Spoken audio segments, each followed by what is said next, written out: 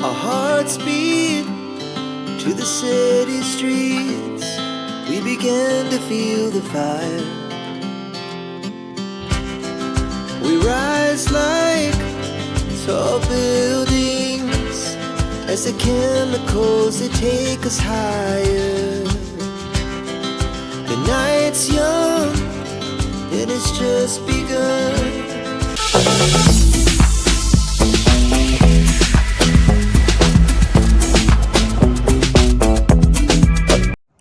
अगर हम अपनी मॉर्निंग को एक प्लानिंग के साथ स्टार्ट करते हैं तो हमारे घर के छोटे मोटे टास्क तो रेगुलर बेसिस पे कंप्लीट होते ही रहते हैं। साथ ही साथ हम बड़े बड़े टास्क के लिए भी टाइम निकाल पाते हैं।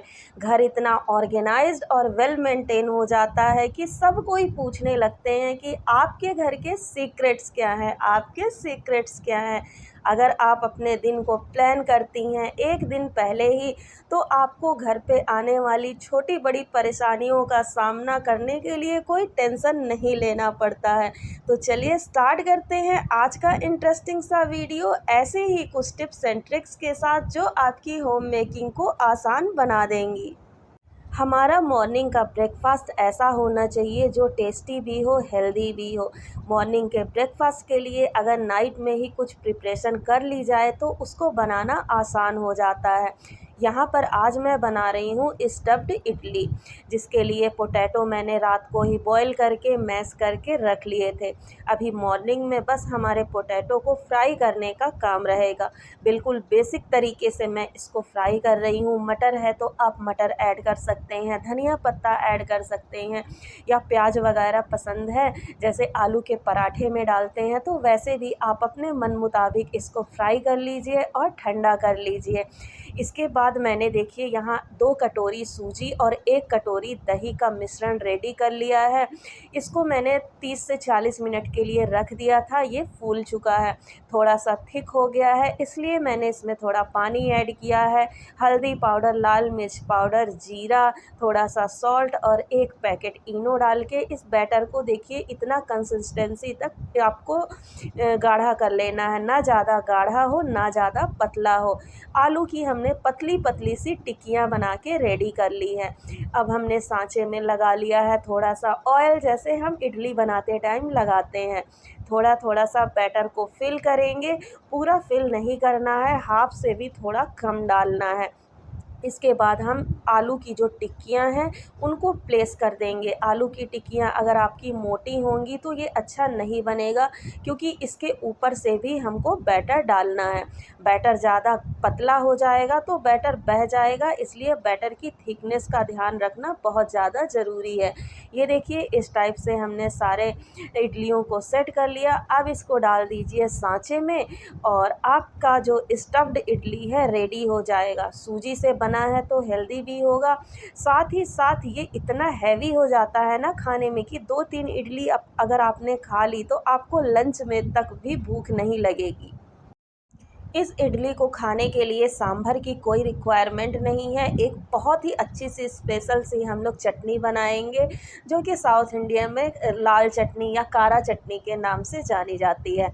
इसके लिए मैंने लिया है अदरक और लहसुन थोड़ा थोड़ा सा। इसको हम थोड़े से तेल में अच्छे से फ्राई कर लेंगे।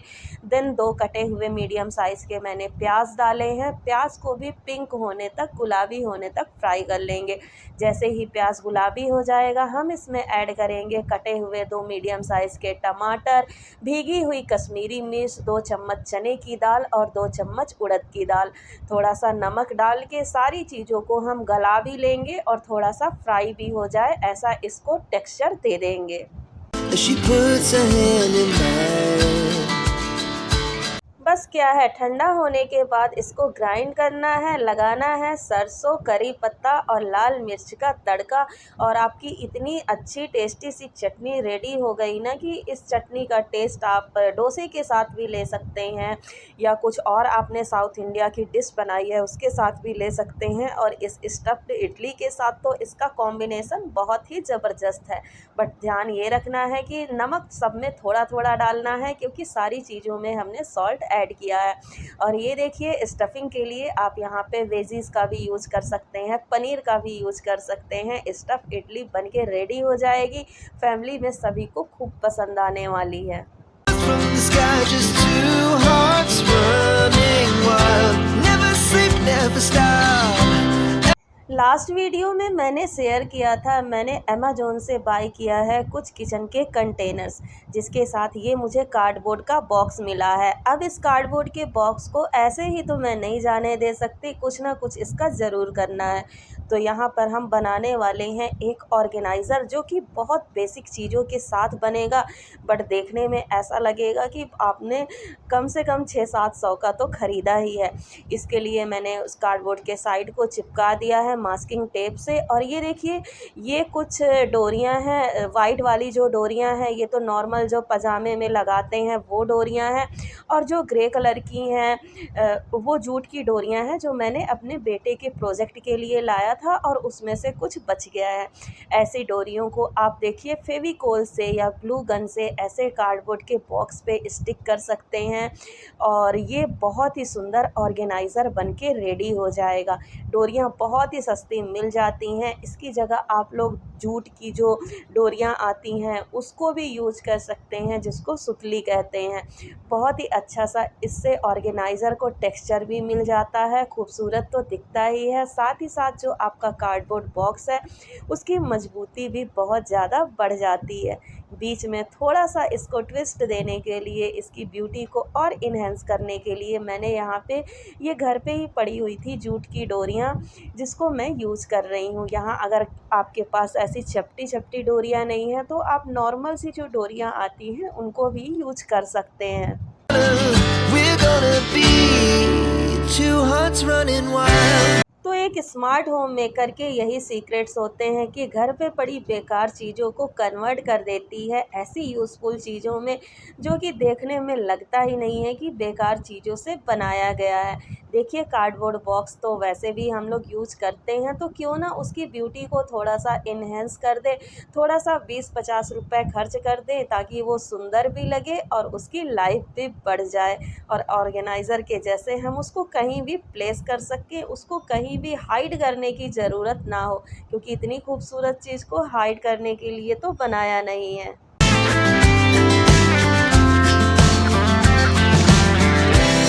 Now the morning is the afternoon. जब बारिश काफ़ी लंबी चल रही हो, कई दिनों से धूप ना निकली हो, तो हम हाउसवाइफ्स को, होम मेकर्स को जूझना पड़ता है कई परेशानियों के साथ।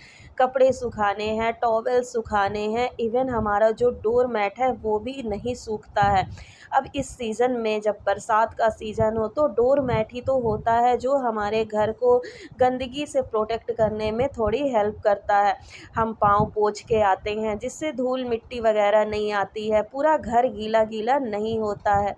ऐसे में हमें ज़रूरत होती है एक परफेक्ट डोर मैट की, जो नीचे से भी वाटर को एब्ज़ॉर्ब करे और ऊपर से भी एब्ज़ॉर्ब करे। मेरी पसंद देखिए हमेशा से ऐसी वाली डोर मैट्स इस सीज़न में बहुत ज़्यादा रहती है, बट इस डोर मैट को मैं काफ़ी टाइम से यूज़ कर रही हूँ और इसकी हालत अब हो गई है ख़राब। तो क्यों ना इसको रिप्लेस कर दिया जाए नए डोर मैट से। और मैं ले आई हूँ यहाँ 4 के सेट में, बहुत ही चीप रेट में ये मिल जाता है, बट इसका जो मुकाबला है ना, महंगे से महंगा डोर मैट नहीं कर पाता है। मुझे ये 100 में 4 के पीस में दिल्ली में के मार्केट में मिल गया है। आप जहाँ भी रहते हैं वहाँ एक्सप्लोर कर सकते हैं। इसकी वाटर एब्जॉर्बेंट कैपेसिटी जो है बहुत ज़्यादा होती है, मिट्टी वगैरह को भी ये अच्छे से क्लीन कर देता है, सूख भी ईज़िली जाता है, वॉशेबल भी होता है और सॉफ्ट टच भी होता है। तो इसको हम कहीं भी प्लेस कर ले, हर जगह के लिए ये वर्सेटाइल नेचर वाला है।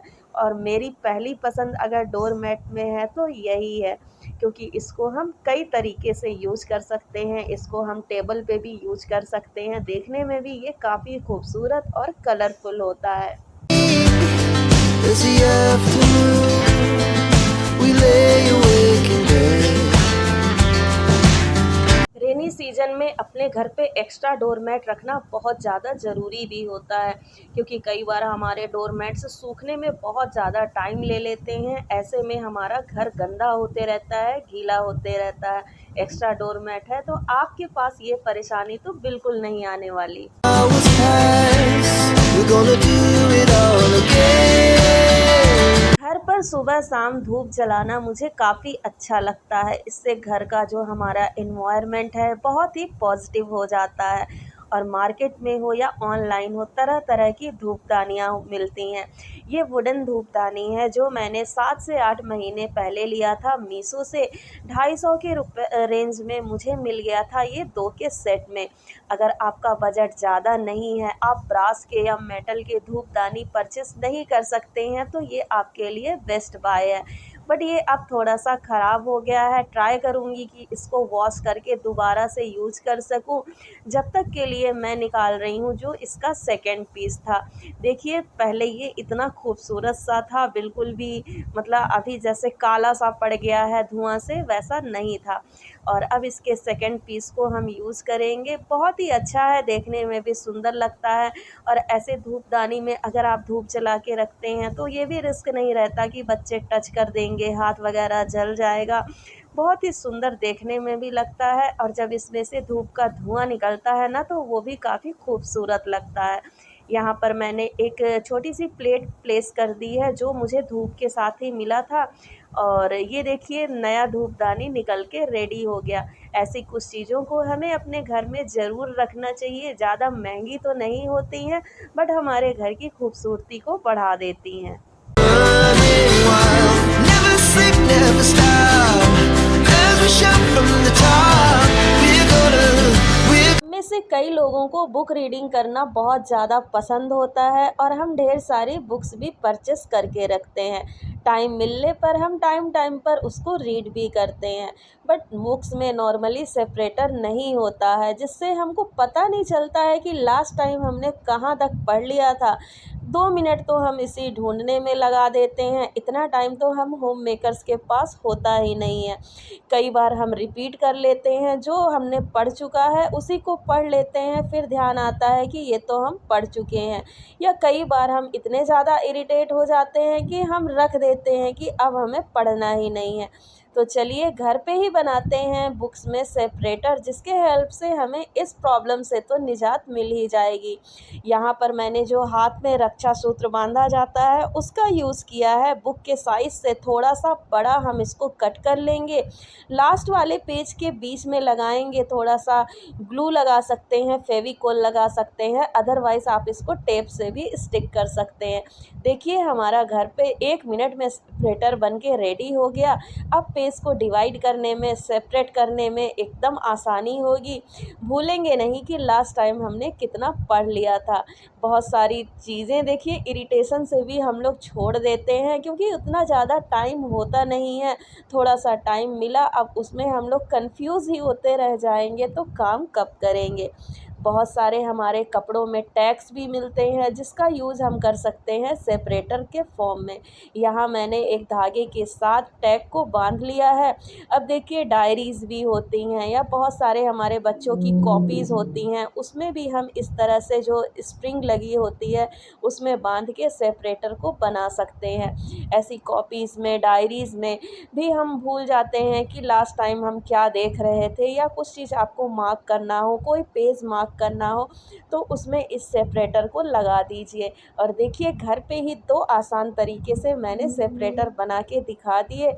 आपको जो पसंद हो, जो इजी लगे, आप लोग उसको यूज़ कर सकते हैं।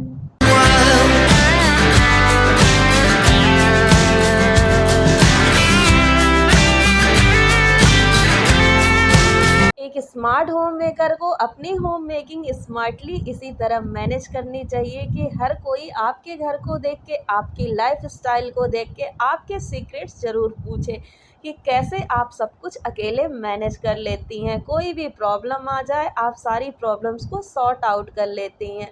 So friends, that's all for the day. I hope आज का वीडियोस, आज के आइडियाज़ आपकी लाइफ में काफ़ी हेल्प करेंगे। मिलते हैं नेक्स्ट ब्लॉग में कुछ नई चीज़ों के साथ। तब तक के लिए take care. and bye bye. Lots of love from Lifestyle with Ritu Mishra.